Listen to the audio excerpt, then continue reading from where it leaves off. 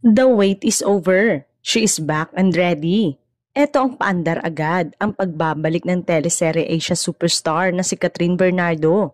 Matapos ang opisyal na anunsyo ng ABS-CBN at Dreamscape Entertainment ngayong araw. Samot-saring reaksyon nga ang natanggap ng post na yon at kanya-kanyang hula na ang mga fans kung anong klaseng serye ba ito.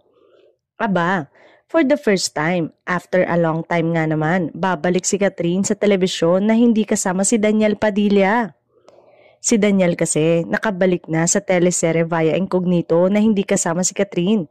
Kaya marami ang nag-aabang kung sino ba ang bagong leading man ni Catherine. Samantala, magsisilbing reunion project din ito ni Catherine sa Dreamscape Entertainment pagkalipas ng 15 years kung saan ang naturang production unit ang nasa likod ng Mara Clara nila ni Julia Montes na isa sa pinakatumatak sa mga manonood na teleserye ni Catherine na umere noong 2010.